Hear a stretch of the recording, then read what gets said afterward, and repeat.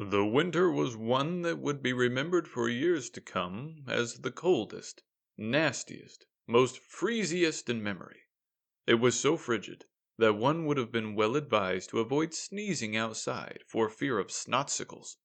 The Grunch, however, who truly hated the whole Christmas season, rather enjoyed the cold. It was the best part about Christmas, he decided.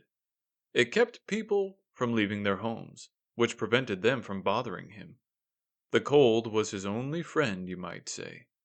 It should come as no surprise, then, that on this particular morning, the coldest of them all, the Grunch had no opposition to descending from his dank cave atop Peak Frumpet. As he trudged through the clean snow toward a quiet dumpster on the outskirts of Whereville, he scanned from his left to his right. The Grunch had not spoken to another living creature in, well, a very long time, and he wanted to keep it that way. Finding himself alone, the Grunch approached the bright dumpster and began his search. Wasteful, reckless, mindless, He muttered to himself. The wares in Whereville tossed away more goods than they kept, in the Grunch's opinion. All the better, though, for him. He could take what he wanted and be on his way. Plus, it smelled amazing. a perfectly good pantuka. He said with disdain, pulling it from the pile. After a few minutes, the Grunch had all he wanted, and packed his findings into a bag. He took a step away from the dumpster, then stopped at once. From the corner of his eye, he noticed it. Movement. Immediately he gritted his slanted teeth and scowled with his yellow eyes. Then he paused, as the small brown fuzzball came out from behind the dumpster, showing itself. Round, dark, glistening eyes, and an expression that could only be described as cute. The appearance of the small dog surprised the Grunch, and he struggled to know what to say, if he was to say anything at all. The pup took a step closer, taking apparent interest in the Grunch. They threw you out too, eh? The Grunch said. Join the club.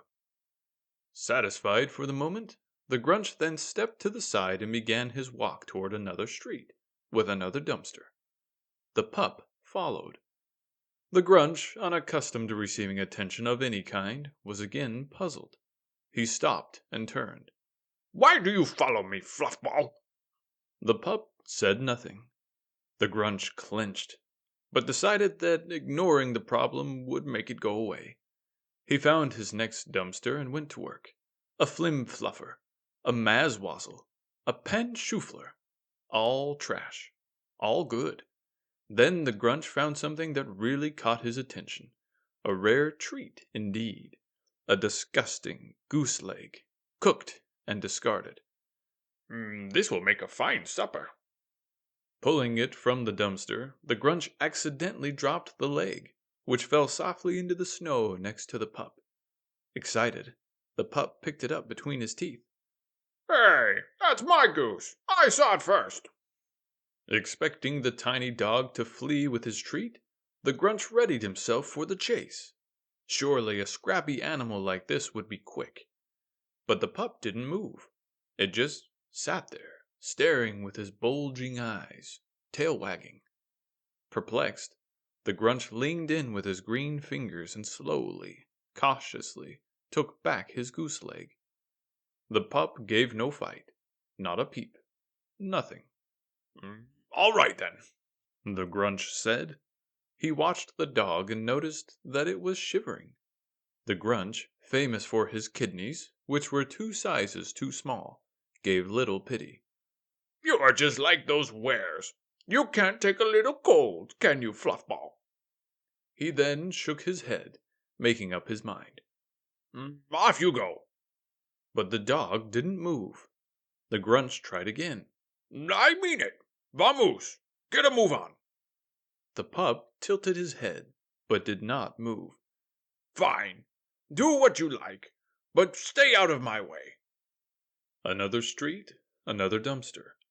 The pup followed. He didn't bark, he didn't beg. The pattern repeated until the Grunch had nearly filled his bag to the brim with were junk. By the time they reached the final dumpster, the Grunch wasn't sure if his mumblings were to himself or to the dog. Look at this shim-sham. It's hardly used. The Grinch waved the shiny item in the air for the dog to see.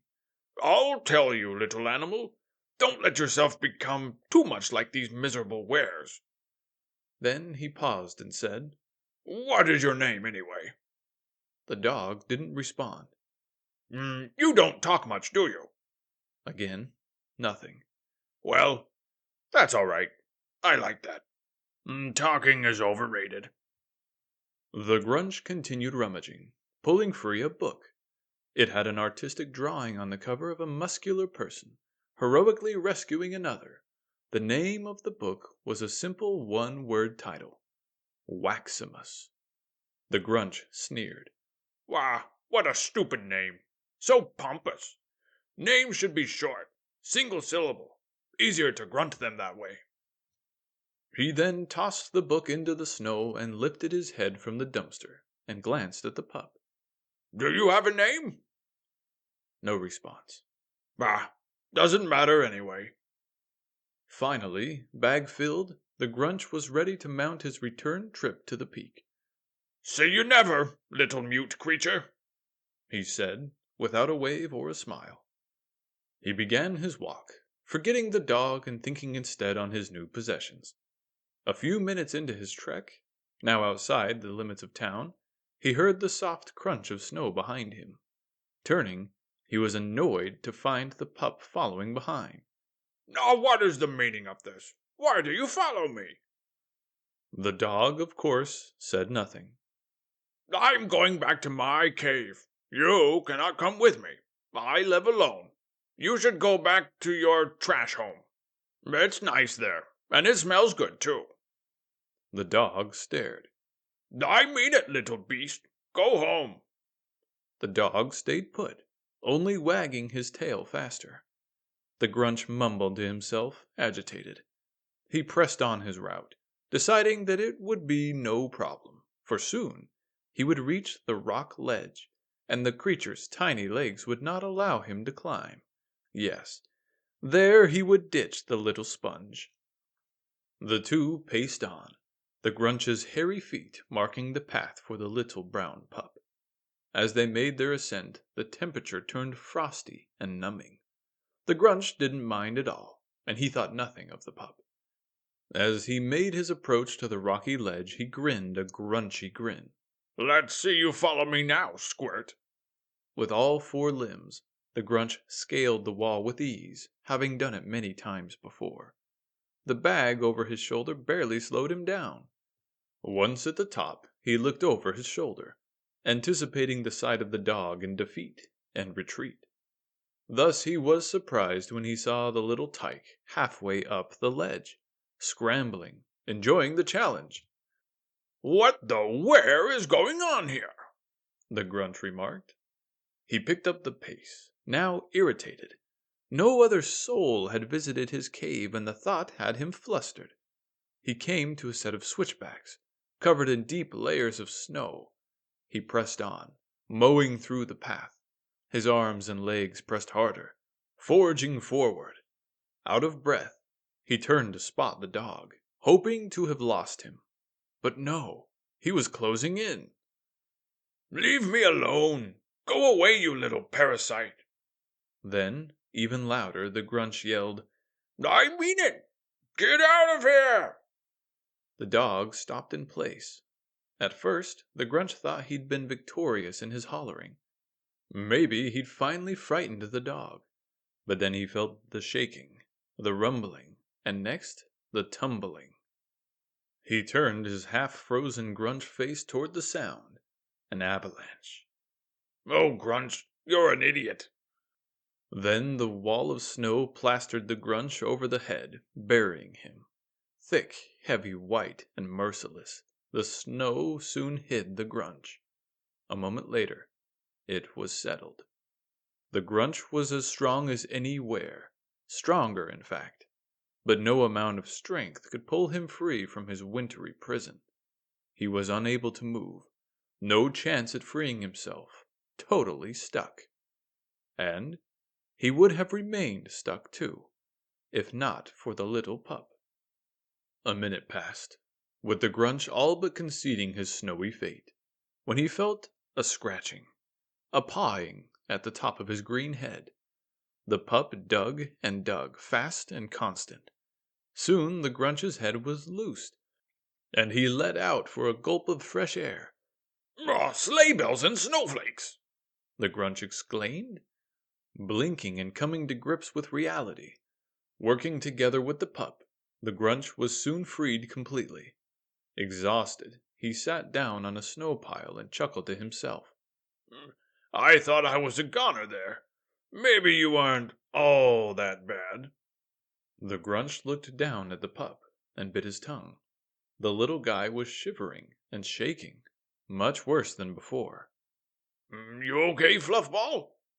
For the first time, the pup didn't look up with his glowing eyes. Fluffball? An unfamiliar sensation set in. Suddenly, the Grunch found himself concerned for the pup.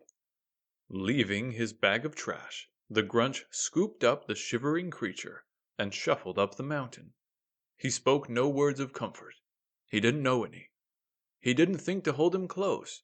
His cold kidneys were still too small. But still, some instinct, low, buried, unused, kicked in and pushed him toward his cave. Here, The Grunch mumbled as he set the dog near the stove, which was the closest thing he had to a fireplace. He then grabbed a scrap of cloth, which was the closest thing he had to a blanket. He put it over the pup and sat at its side. there. Now stop shivering, okay, Fluffball? It makes me uneasy.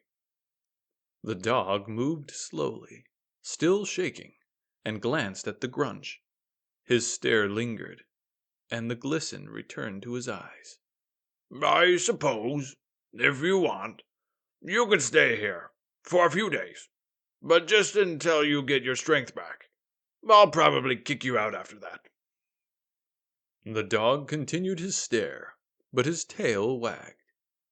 But The Grunch continued. I can't call you Fluffball. That's a stupid name. The Grunch stroked his green fuzzy beard and thought. The image of the hero on the book cover came to mind, and he looked back on the pup. Waximus is still stupid too. But maybe Wax isn't so bad. What do you think of that? The tail continued to wag, and the little pup crawled close to the Grunch, bit by bit, slowly. His tiny paws pulled his body onto the Grunch's lap, and he nestled into a little ball. The Grunch winced, part of him ready to toss the creature into the stove. But, for some reason, he couldn't. He didn't know why. He didn't yet understand. You see, sometimes, in order for a pair of kidneys to grow 3 sizes in a single day, it takes a touch of help from someone who loves you for no particular reason at all. You're a mean one, Mr. Grunch. You really are a turd. Thanks for listening to Griff's Library. Don't be a Grunch. Smash that like button and subscribe. Come on, you know you wanna.